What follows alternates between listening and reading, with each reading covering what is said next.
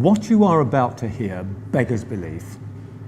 At a recent IPCC hearing into the perjury allegations brought by Ian Puddick against DS Ellis regarding the detective sergeant's sudden revelations in court that after floundering while under cross-examination in the witness box, he suddenly proclaimed that during the armed raid some 2 years earlier, he'd remembered finding large quantities of Class A drugs all over Ian's property, as well as the necessary paraphernalia, including an artwork by Damien Hirst, but had forgotten to tell anyone or to confiscate any of these drugs.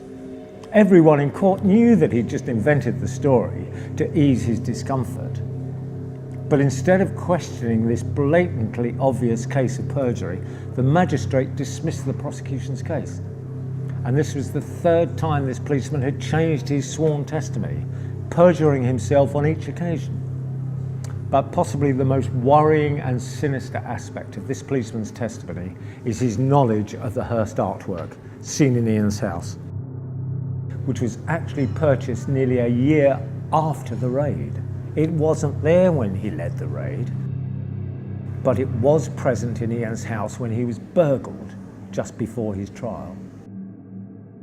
Detective Sergeant Ellis could have only been briefed about the picture's existence by the burglar. There's no other way he could have known about it. But at this recent IPCC hearing regarding the sergeant's perjury allegations, a colleague of the accused sergeant, a detective Tony Wayne, was on the original raid and for the first time suddenly remembered seeing the aforementioned drugs at that time, but again had forgotten to mention it or to make a note. Every policeman, every straight policeman we have spoken to about this case have all said that it's impossible for any officer to find Class A drugs and forget to confiscate them or to make notes in his book. It just doesn't happen. Incredibly though, the IPCC found nothing strange in these amazing revelations, nothing strange about two policemen blatantly perjuring themselves, which illustrates just how stupid and inept the Independent Police Complaints Commission is. Every time there's a major miscarriage of justice which is exposed, people read about it. For some, they hear for the first time and they think for the first time, goodness, police can be corrupt. And then they probably forget about it. Each time a newspaper is forced to publish the dramatic details of someone serving 20 years and then being released, they say this is the last great miscarriage of justice case, but it never is. There's always another one. An interesting part of Ian's court case is how the media reported the story. It was reported globally, even as far as New Zealand. However, every news report suggested that Ian had placed thousands of harassing messages on Twitter, Facebook and internet blogs about a board member of Guy Carpenter Limited. Information, true or false, can be spread around the world in a keystroke. So he went online to discredit her former boss, Timothy Haynes, setting up fake websites to reveal his behaviour. Part of the prosecution case was that Ian himself was phoning up connections of Haynes, pretending to be a journalist, pretending to be interested in the scandal, and yet that in itself was some form of harassment.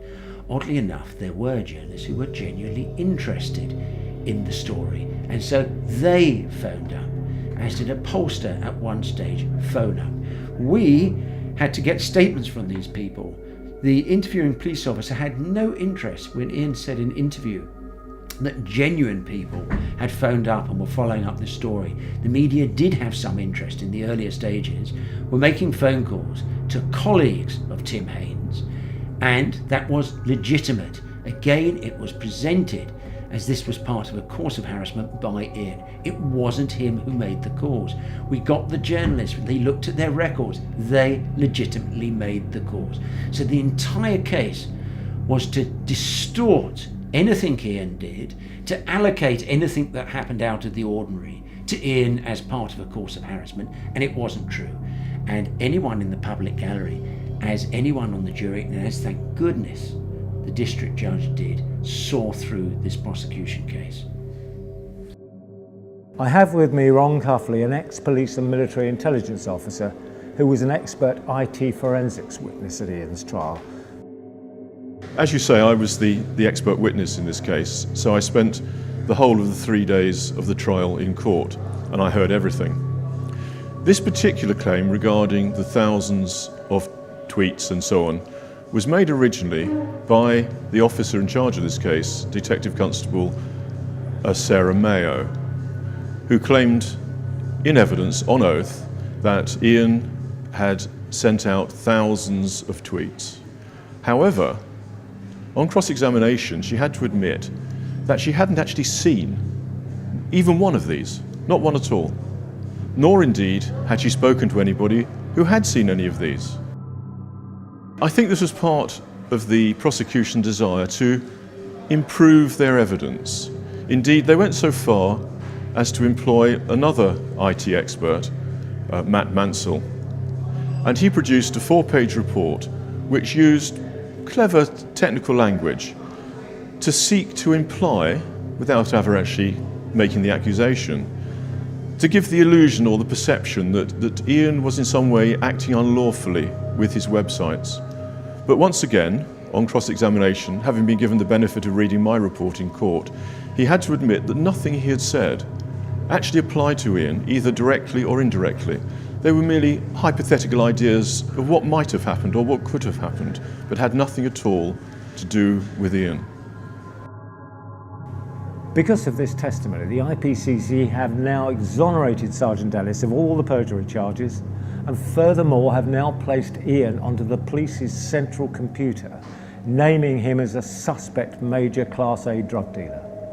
He will now face years of persecution, and he faces constant harassment, all because a few bent coppers are blatant liars and cheats.